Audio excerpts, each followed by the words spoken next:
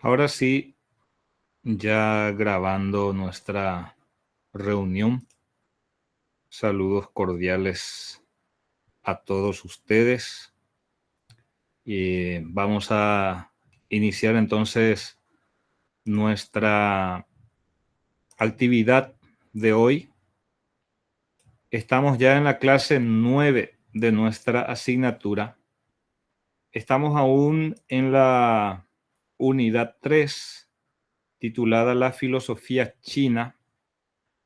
Y en esta ocasión vamos a dar una introducción y vamos a compartir algunos puntos principales sobre el confucianismo.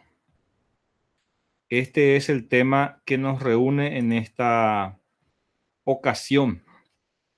Pero antes de hablar de Confucio y de confucianismo, tenemos que hacer un poquito de historia, porque la historia de la filosofía china no podemos desligar nosotros de la historia misma de esta nación, si vale de repente esa expresión, ¿no? Entonces, a propósito, les estoy compartiendo en pantalla un poco de la historia de China, viendo específicamente las tres primeras dinastías que gobernaron China. Tenemos aquí la dinastía Xia, la dinastía Shang y la dinastía Zhou, como pueden observar ustedes allí en pantalla. Cuando hablamos de dinastía, estamos haciendo referencia de repente a una larga serie de gobernantes de una misma estirpe, de una misma familia, de repente, ¿no? Y en ese sentido, tenemos que la dinastía Xia es la considerada la primera dinastía en la historia de China, y su existencia ya vendría desde el segundo milenio antes de Cristo. Como pueden observar ahí en pantalla, tenemos su inicio en el año 2070 antes de Cristo y se extiende hasta el 1600 antes de Cristo. Aquí aparece en el cuadro de la izquierda un historiador a quien habíamos hecho referencia la clase pasada. Él, en su obra Memorias Históricas, hago referencia a Sima Qian, este historiador chino, documentó los nombres de 17 monarcas de esta dinastía. Entonces se considera la primera dinastía que gobernó China. Evidentemente, por procesos políticos complejos se dan paso de una dinastía a otra y tenemos el gobierno de la dinastía Shang. La dinastía Shang entonces también gobierna desde aproximadamente el 1600 antes de Cristo hasta el 1046 antes de Cristo. La dinastía Shang vendría a ser la segunda dinastía entonces de China, pero la primera cuya existencia histórica sí se puede respaldar con documentos. De repente, sobre la dinastía Xia hay más ciertas referencias indirectas que documentaciones concretas. Aquí tenemos la presencia de 30 monarcas.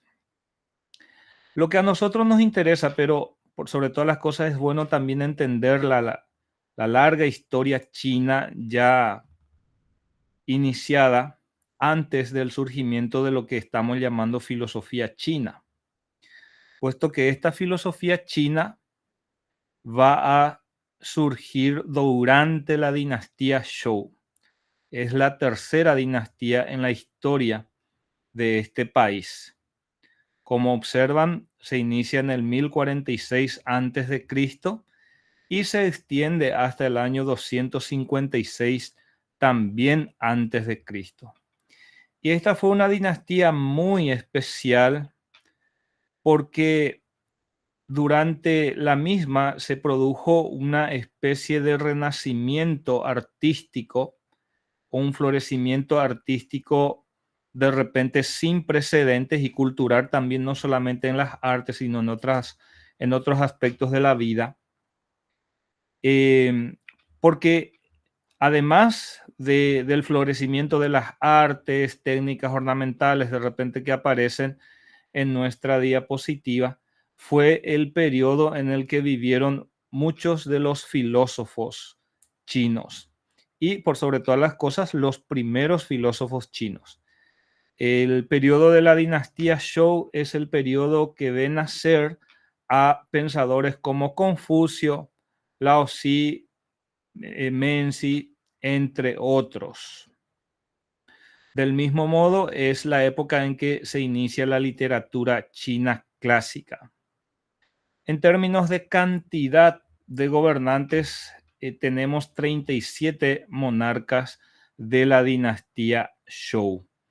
E insisto, entonces, es en este periodo en que surge la filosofía en China y es el periodo en el que se destaca y se abre justamente con Confucio y el confucianismo.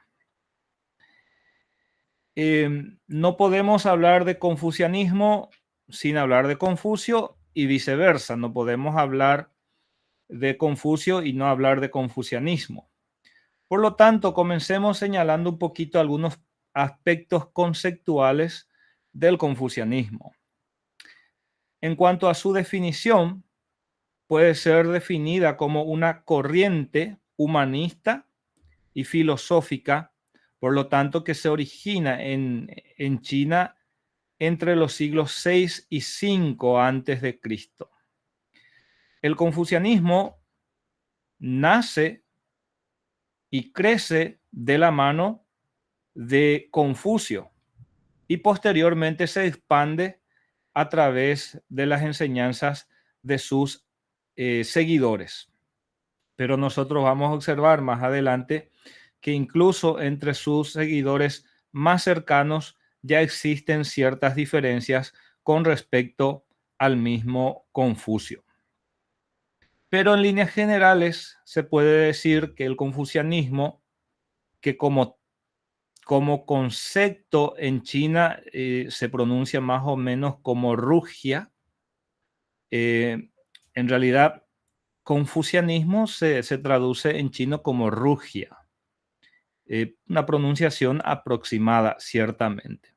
Entonces, esta doctrina del confucianismo se centra por sobre todas las cosas en promover algunos valores, algunas virtudes éticas que, como vimos en la filosofía oriental en general, se centra bastante en el individuo y por sobre todas las cosas en el individuo en su vida social. Entonces, al final de cuentas, apunta al mejoramiento de la sociedad y de la vida de las personas, que es una de las características de la filosofía china, como hemos visto en clases pasadas.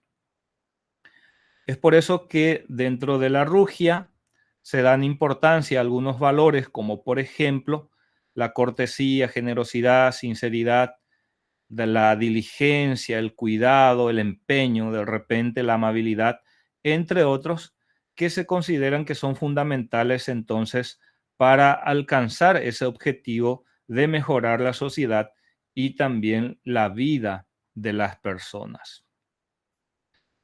Ese interés por estos valores también lleva a que el confucianismo tenga un enfoque que le da mucha importancia a la cuestión de la educación, la cuestión de la moral y el respeto por las relaciones familiares y sociales. De más está decir, es un aspecto que ya conocemos nosotros, que el confucianismo ha tenido una influencia bastante importante en China, en primer lugar, y así también en otros países de Asia Oriental. Em, Como les había adelantado, el confucianismo nace de la mano de Confucio, ya comienza a crecer con él y continúa con su crecimiento y expansión con otros filósofos, otros pensadores como Mencio o Menzi, por ejemplo, en el siglo IV a.C., Xunzi en el siglo III a.C., y se va a ir evolucionando hasta dar lugar al neoconfucianismo ya siglos más adelante. Es una corriente de pensamiento de, digamos, de muy larga data. Tiene más de 2000 años de existencia, evidentemente, con sus cambios eventuales. Como les decía, hablar de confucianismo es hablar de Confucio. Vamos a presentar algunos rasgos biográficos suyos para entender un poco cómo surge este pensador chino muy representativo de la región. Em, Confucio, evidentemente no con ese nombre todavía, nació entonces en una familia de clase media. En la China esto correspondía a la clase de guerreros, en una época en que China se dividía en diversos estados, en diversas administraciones políticas. En particular, él nace en el llamado estado de Lu. Hay algunas circunstancias familiares ciertamente impactantes en su vida, como por ejemplo su padre murió cuando él era niño todavía. Pero a pesar de estas circunstancias desfavorables, em, Confucio siempre estuvo inclinado hacia la educación y se formó, evidentemente, em, y fue ocupando entonces ciertos puestos, primero menores, y después se convierte en lo que sería una especie de ministro de justicia, pero no duró mucho tiempo en el poder por ciertos desacuerdos con las autoridades de turno. Desencantado de esta situación, entonces él hizo un largo recorrido intentando implementar sus reformas en varios estados chinos, pero sin éxito. Nos dice la fuente que estamos siguiendo que incluso durante 13 años viajó de un estado a otro en busca de líderes que de repente apoyaran su idea sobre el gobierno y la ética. Podemos encontrar de repente em, ciertas similitudes con aquel filósofo griego que había recorrido justamente de un lugar a otro buscando instalar su idea de filósofo rey. No sé si recordarán a quién hace referencia. Marco Aurelio. Después, nosotros tenemos también otros puntos importantes respecto a su vida. Eh, Platón era el filósofo que justamente había recorrido de un lugar a otro también intentando encontrar un modelo ideal de gobernante que él llamaba filósofo rey, pero no, desencantado de no haber conseguido su propósito, tuvo que retornar a su patria. Bueno, vamos a entender un poco el surgimiento de Confucio como maestro. Como habíamos visto, entonces la filosofía en China y por lo tanto Confucio y su pensamiento aparece durante la dinastía Zhou. Y en esta época, en este periodo de la dinastía Zhou, el sistema de organización político y social era una especie de feudalismo. Eso significaba que existían cortes de señores feudales y así también a la par estaban algunas aldeas campesinas como las principales estructuras de la sociedad. En un sistema feudal encontramos a los nobles. Estos nobles eran los que se encargaban, por ejemplo, de la transmisión de las tradiciones, los saberes, habilidades existentes, diversos conocimientos a sus descendientes. Y las pocas escuelas que existían eran nuevamente para las personas, digamos, miembros de la nobleza. Y específicamente las que habitaban en las cortes.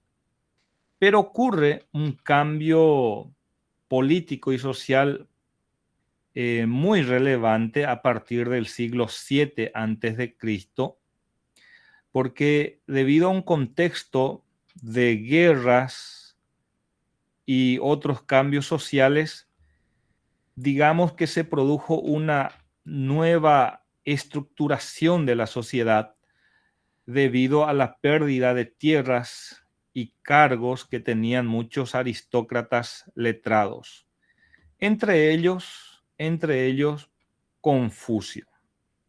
Entonces, estos aristócratas letrados, conocidos en chino como Ru, se convirtieron en maestros privados. Y conforme nuestro texto, el primero de ellos que reunió discípulos de diversas localidades y que viajó con ellos para impartir sus conocimientos fue Confucio. Entonces, ese fue el origen, digamos así, de Confucio como maestro y filósofo. A él se le atribuye la redacción de varios libros clásicos chinos, principalmente el conocido como Lun Yu, que es una colección de sus dichos, anécdotas y otros sobre los que vamos a ver un poco más adelante. Aquí tenemos una de las páginas de esta obra conocida como Analectas de Confucio. Joan, ¿podés leer un poco, por favor, la descripción de Cruz Hernández de esta obra? El interés principal de esta obra se centra en torno al No voy perfeccionamiento. a colocar bien mi...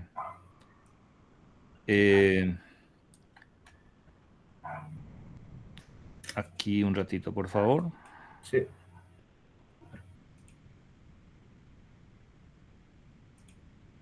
A ver, Joan.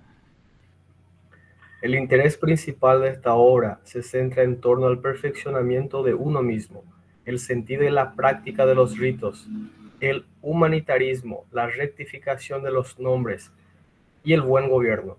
Su meta era la de formar una sociedad ideal basada en una armoniosa relación entre los seres humanos. Muy bien, muchas gracias, Joan. Bueno, entonces en esta obra de las Analectas de Confucio, nosotros también ya encontramos algunas de sus líneas de pensamiento relacionado entonces, como leyó Joan, sobre el perfeccionamiento, así también el humanitarismo, rectificación de los nombres, buen gobierno, que vamos a ver a continuación. A continuación, nosotros vamos a estar observando entonces algunas de las principales ideas y aportaciones de Confucio. Bueno, hay dos valores fundamentales en la filosofía, en el pensamiento de Confucio. Uno de los valores es el yi, que se traduce como rectitud, y otro de los valores es el ren, que se traduce como benevolencia. ¿Qué decía Confucio al respecto de la rectitud? ¿Qué significaba ser recto según Confucio? Decía Confucio, hacer en cada situación lo que es correcto, justo u obligatorio en ella, en cumplir con el deber. Dice, es una virtud formal, una especie de imperativo categórico situacional. Se opone, dice, al li o beneficio. O sea que, en otras palabras, la rectitud para Confucio era una virtud consistente en hacer lo que corresponde, sin considerar si eso que corresponde me beneficia o me perjudica. Se me ocurre de repente algunos ejemplos muy básicos. Si yo encuentro una billetera con 3 millones de guaraníes y yo estoy necesitando parte de ese dinero para comprar un medicamento, dice Confucio que lo correcto es devolver ese dinero a su dueño. Devolver ese dinero a su dueño. ¿Por qué? Porque eso implica hacer lo correcto, lo que es justo, lo que es obligatorio, sin que entre a mediar allí mi interés. Iván, no sé si estás por ahí, si puedes leernos la descripción de la rectitud en el cuadro a la izquierda. Sí, hacer en cada situación lo que es correcto, justo u obligatorio en ella, en cumplir con el deber. Es una virtud formal, una especie de imperativo categórico situacional. Se opone al li o beneficio. Muy bien, Y y ahora su descripción, la cita. hay que hacer lo que hay que hacer por sí mismo, porque es lo justo o correcto, sin pensar en las consecuencias o el posible provecho. Solo entonces actuamos moralmente, correctamente, conforme al yi. Si hacemos lo que tenemos que hacer, pero lo hacemos porque pensamos que nos conviene hacerlo, ya no actuamos moralmente. Muy bien, gracias, Iván. Entonces, una de las virtudes principales de Confucio y de confucianismo, entonces viene a ser la práctica de la virtud de la rectitud. Hacer lo que corresponde sin pensar que eso me beneficia o me perjudica. Y por otra parte, ahí de la mano nomás está el ren, que viene a ser la benevolencia. La definición sencilla dice que va más allá del mero cumplimiento del deber. Es ser solícito por los demás, estar dispuesto a hacer cosas por los demás y, en definitiva, en el amor por los demás. La benevolencia consiste en amar a los demás hombres. Esto es lo que muchas veces también se define o se, digamos, y sí, se define como el humanitarismo, en, en amar a tus semejantes. ¿Alguien de repente que quiera compartir con nosotros la descripción, la cita que tenemos a la derecha, por favor? Sobre la benevolencia o el humanitarismo. No consiste solamente en saber lo que hemos de hacer a los demás, lo mismo que quisiéramos que ellos nos hicieran a nosotros, y lo que no hemos de hacerlo, lo que no quisiéramos que ellos no hicieran, sino que implica también un esfuerzo por nuestra parte para hacerlo realmente, para ponerlo en obra, una buena voluntad actuante, un poder todo nuestro empeño en ello. Muy bien, gracias, Aníbal. Entonces la benevolencia viene a ser justamente en esforzarse en hacer el bien y en hacer el bien propiamente dicho. La definición la da el propio Confucio. La benevolencia consiste en amar a los demás hombres. La verdad, un desafío muy, digamos, muy alto. Entonces, en conclusión de esta parte, dos de las principales virtudes que Confucio y el confucianismo predica es entonces la rectitud y la benevolencia. Siguiendo un poco con otra de sus líneas de pensamiento, está lo que se conoce como destino y mandato celeste. Aquí vamos a desglosar un poco esta idea para poder entender bien hacia dónde apuntaba Confucio. Ciertamente hay una especie de concepto espiritual aquí cuando hablamos de cielo, pero lo interesante eh, es que para el contexto en el que estamos nosotros ahora estudiando, o para el contexto de la época que estamos estudiando, el cielo no puede de repente definirse como un ente divino, ni mucho menos digamos, como un Dios.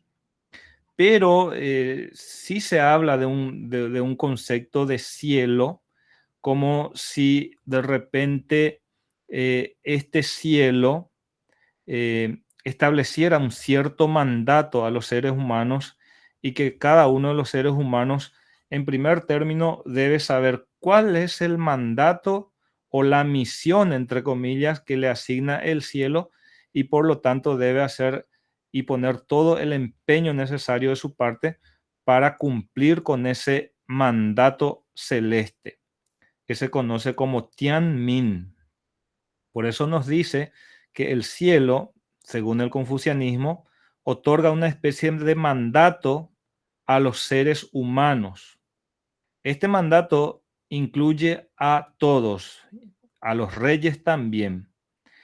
Y en líneas generales, ese mandato obliga entonces a los mismos a preocuparse, dice, por el bienestar de la sociedad y a cumplir con su deber. Este mandato celestial o este mandato celeste, Tianmin, se constituye, por lo tanto, en la base que le otorga legitimidad al soberano y también a todas las reglas morales. Por eso decía Confucio que si un gobernante olvida su misión, olvida el mandato celeste y persigue, digamos, en contrapartida su propio beneficio, su propio interés, lo que ocurre es que el cielo puede retirarle ese mandato y confiarlo a otro. Y es interesante entender que estos reyes, en líneas generales, procuraban, digo bien, alcanzar ese bienestar de la sociedad porque en términos de pensamiento ellos creían firmemente de que si no lograban aquello, podían ser destituidos y otro rey, otro soberano, ocupar su lugar. Pero este mandato celeste, esta misión, no solamente abarcaba a los reyes, sino, como les dije, a todos. Y aquellos que conocían ese mandato celestial dice que debían esforzarse por cumplir ese deber. Y ahí está justamente la virtud de la rectitud, ¿no? La virtud del Yi, que decía que uno debía hacer lo correcto independientemente de si esa acción era de su interés personal o de su éxito. Inclusive decía Confucio, que debía esforzarse en hacer más allá del resultado, inclusive de esa acción. Por lo tanto, para cerrar esta parte, tenemos que la moralidad se basa en la acción misma, en hacer lo que corresponde, en hacer lo correcto, incluso si existen ciertas dudas sobre si se logrará el objetivo deseado. Aquí, por favor, les pido la colaboración de otro compañero o compañera que pueda leernos un poco esta cita de Cruz Hernández, por favor. Cintia. El mandato del cielo. Según Confucio, por debajo del cielo, cuyas leyes marcan el destino humano, el hombre es responsable enteramente de sí mismo. Debe preocuparse de cumplir el mandato del cielo, Tianmin, haciendo simplemente lo que tenga que hacer sin importarle las consecuencias, los resultados o la aceptación de la sociedad. La vida de Confucio sirve de ejemplo a estas palabras. Intentó en vano reformar a su sociedad y a pesar de su fracaso y su impotencia, persistió en su tarea casi hasta el fin de sus días. Confucio creía en la perfección de todos los hombres. Confiaba en el progreso espiritual humano a través de un compromiso integral, moral, psicológico, social, de la persona consigo misma. Muy bien, Cintia, muchas gracias. Bueno, otro de los puntos de su pensamiento es lo que se conoce como la rectificación de los nombres.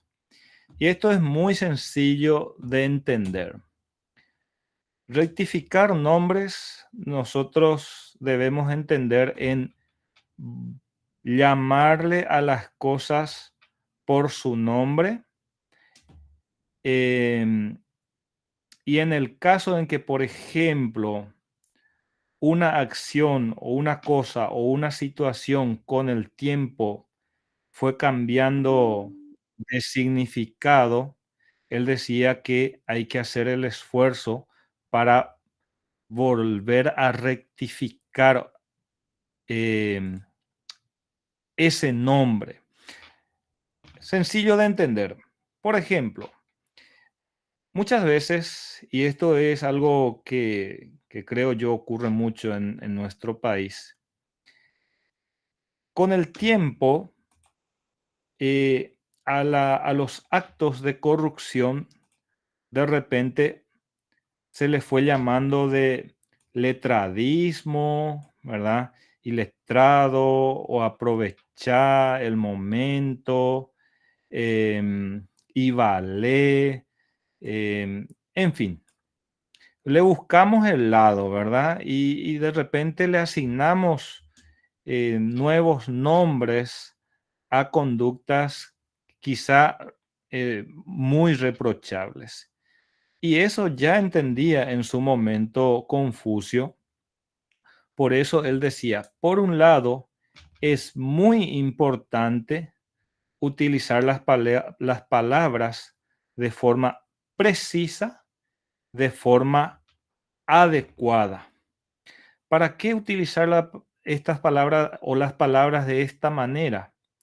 Para que puedan reflejar fielmente el significado que representan.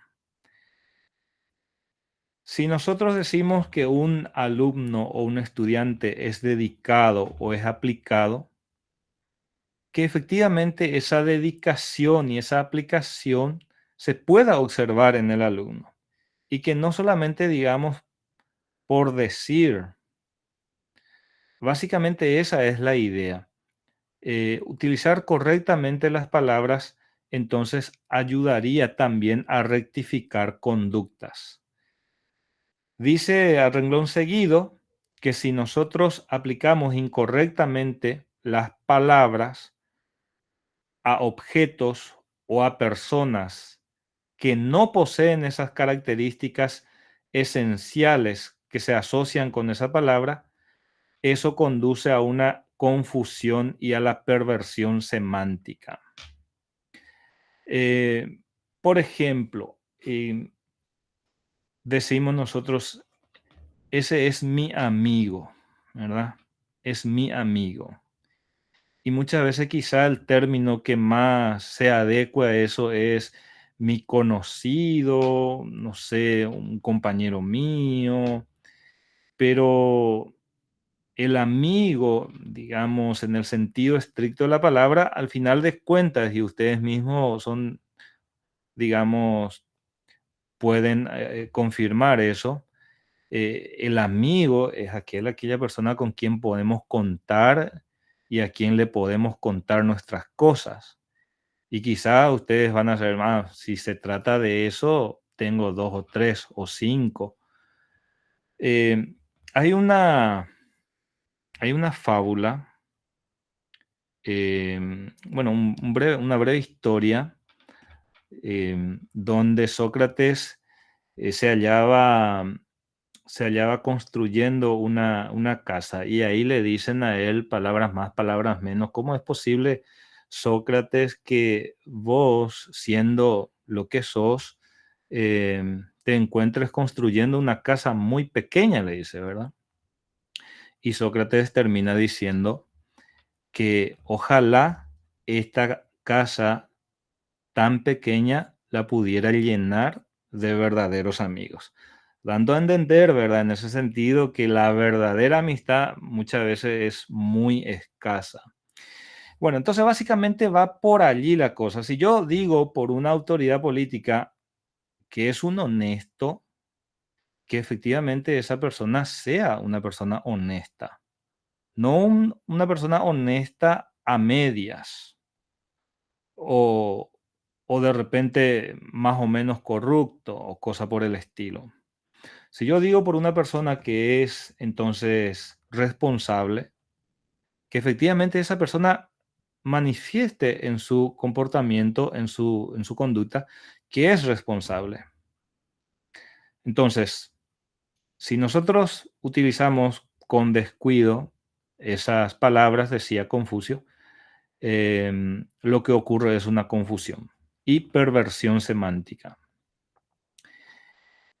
Quizá a nosotros nos parezca un poquito exagerado, pero para Confucio este tema de llamar a las cosas por su nombre era muy importante, porque él decía que si nosotros utilizáramos sin precisión las palabras, eso generaba un impacto negativo en la sociedad, generando desorden y anarquía inclusive.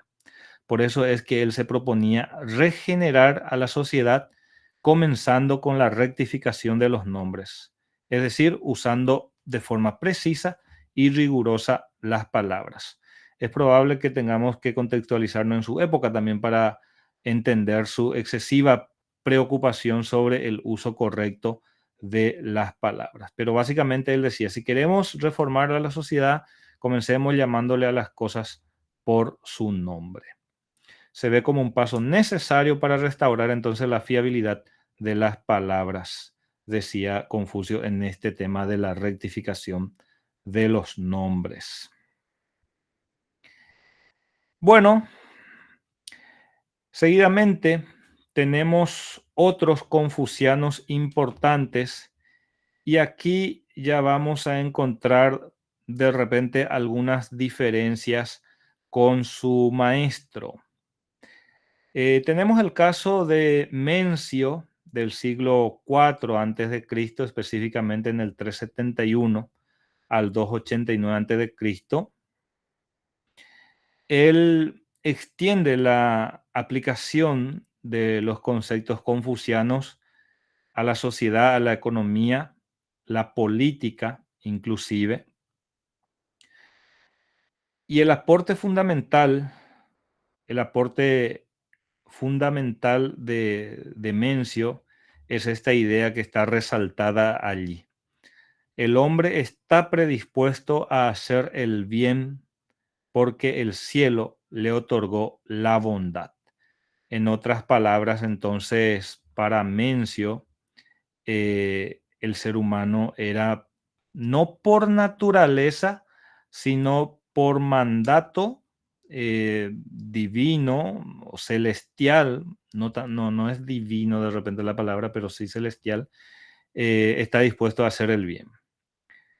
Y hay 4 gérmenes de virtud en el corazón del hombre que el hombre debe desarrollar. ¿Cuáles son? el humanitarismo, que viene a ser el amor por los demás, la benevolencia. Este es un concepto ya acuñado por Confucio. El sentido de lo justo y lo injusto le da también importancia al sentido de los ritos y el juicio o discernimiento entre lo bueno y lo malo. En el caso de Mencio, tenemos la obra Menci, que trata sobre algunas conversaciones con príncipes y otros discípulos. Entonces, de forma innata, el corazón del hombre está predispuesto a hacer el bien porque el cielo le otorgó esa bondad, decía Mencio. Después tenemos el caso de Xunzi, del maestro Xun. Acá la expresión Zi significa maestro. Dice, considerado fundamentalmente un representante del ala realista de Confucio.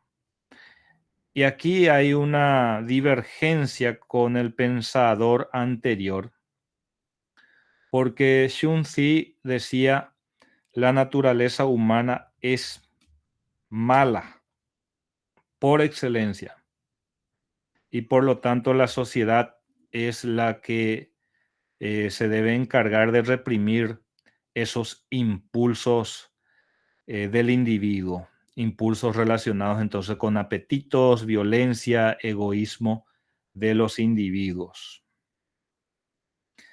Es por eso que él habla de la importancia del establecimiento de los deberes y las reglas de conducta.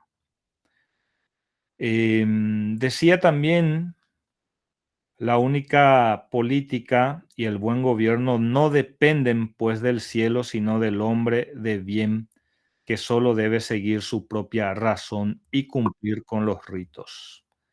Sí, Iván. Profe, una pregunta. ¿Acá realista es de realismo de objetividad o de realista de Reyes, profe? Sí, por ahí. No, de la realidad en sí. De la realidad. Gracias. Correcto. Entonces, a diferencia de este filósofo anterior, Mencio, ¿verdad?, que habla de que por una cuestión de disposición celestial, el ser humano está dispuesto, entre comillas, diseñado, predispuesto a hacer el bien. Aquí Xunzi dice lo contrario. No, en realidad los impulsos humanos, los impulsos naturales del individuo le estiran hacia lo malo, pero a través de la razón y únicamente a través de la razón y no de una disposición celestial, el ser humano entonces puede reprimir esas pasiones y actuar correctamente. Él es partidario de que la naturaleza del hombre es mala y que la bondad, por lo tanto, ya es el resultado de su actividad. Para el efecto, el camino es un pueblo educado. Dice, el pueblo necesita más educación y la influencia civilizadora de maestros y las leyes. También hay una obra suya de nombre Xunzi que trata especialmente la maldad natural, dice el hombre y la rectificación de los nombres, que es un concepto que trae del propio Confucio. Bueno, aquí quiero compartir con ustedes algunas de las ideas fundamentales que hemos visto en esta clase. En primer término, el concepto de confucianismo, que definimos entonces como una corriente filosófica, también humanista o filosófica humanista, desarrollada por Confucio durante la dinastía Zhou desde finales del siglo VI antes de Cristo. Es la misma época en la que surge la filosofía en Grecia. y es lo que también Karl Jasper decía, la era axial, una época propicia para el surgimiento del pensamiento racional. El confucianismo o rugia se basa principalmente en la promoción de ciertos valores, práctica de ciertas virtudes. Estas prácticas de las virtudes apuntan principalmente al mejoramiento del individuo y de la sociedad. También hablamos de su influencia en China principalmente y en otros países. Si se fijan en internet, de paso, mientras vamos terminando, los países en donde el confucianismo tiene más adeptos, si quieren compartir, por favor, con nosotros. Claro está que el confucianismo también hoy en día ya tiene ciertos caracteres religiosos espirituales, ¿cierto? Este confucianismo nos dice que se ha difundido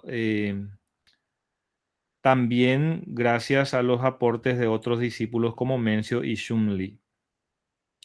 El confucianismo también destaca dos virtudes principales: la rectitud y la benevolencia. La rectitud entendida como hacer lo correcto, cumplir con el deber, y la benevolencia, que viene a ser amar a los demás hombres, el humanitarismo, que son necesarios entonces para el perfeccionamiento humano.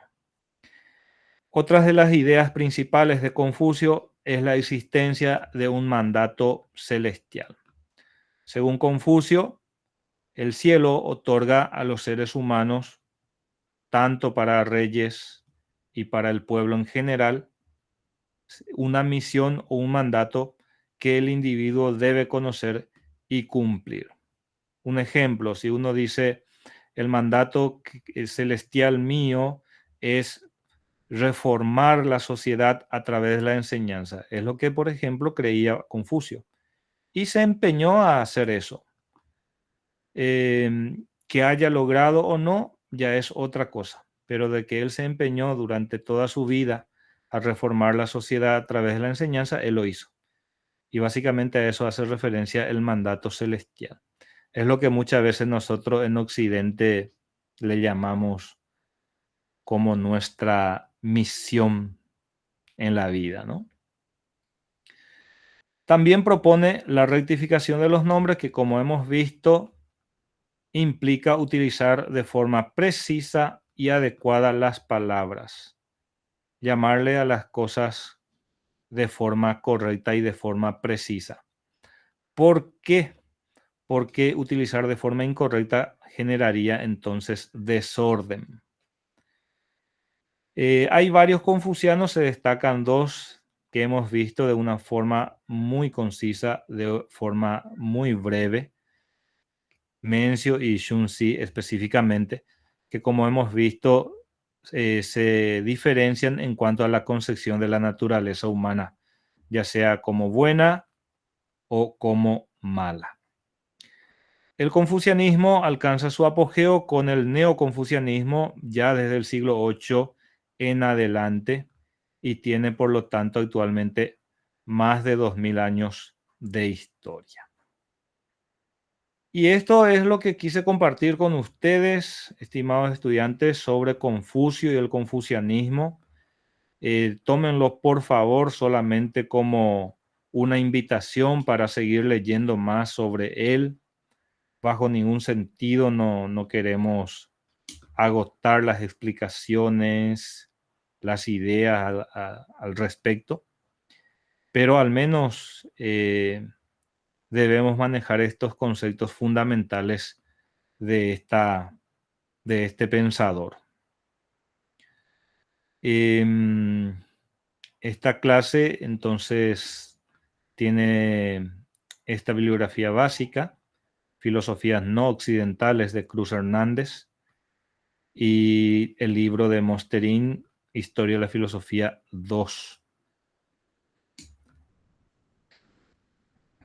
Este tema y otros como el taoísmo, el moísmo y el budismo en China, mañana yo voy a habilitar como tarea.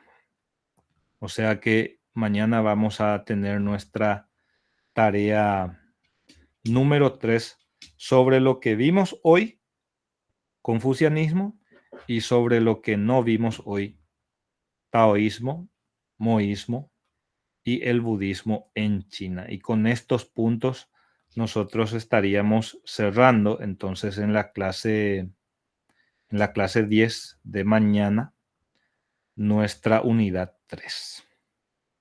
Y esto es, estimados estudiantes, agradezco su presencia, agradezco también que hayan compartido la lectura y que se hayan manifestado presentes allí.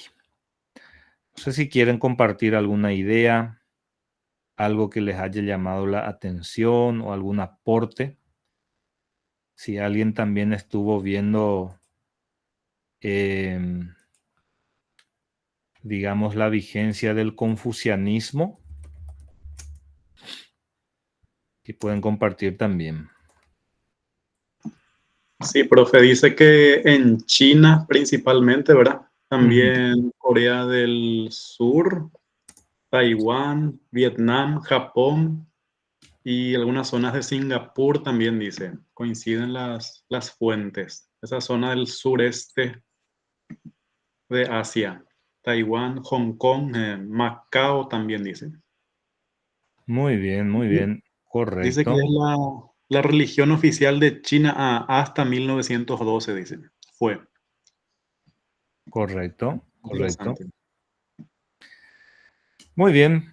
Por eso es que la definición encontramos, ¿verdad? Que ciertamente parte, es una doctrina ciertamente filosófica, humanista, moral, pero en su evolución también fue adoptando muchos conceptos y principios religiosos, el confucianismo. Bueno, perfecto. ¿Alguien más que quiera compartir algunas palabras, alguna duda? Estuve mirando sus trabajos. Hay un par de trabajos que fueron entregados de forma incorrecta. Tenemos que hacer una rectificación de los trabajos allí. En el trabajo 2 volvieron a subir el trabajo 1. Entonces, ahí anoté en los comentarios, la persona en particular va a recibir ese comentario. Y como les decía, importante también al final de cada respuesta colocar ahí la cita correspondiente de donde se extrajo la misma. Bueno, y por lo demás estamos muy bien. Ya, como les decía, mañana vamos a habilitar nuestra tarea 3 y bueno, y eso. Ya estamos más cerca del final de nuestro módulo que del inicio. Que tengan muy buenas noches y seguimos conversando eventualmente en el grupo. Les mando un abrazo y gracias nuevamente por su presencia. Buen descanso a los compañeros. Muchas gracias, profesor. Buenas noches, saludos. Muy buenas noches.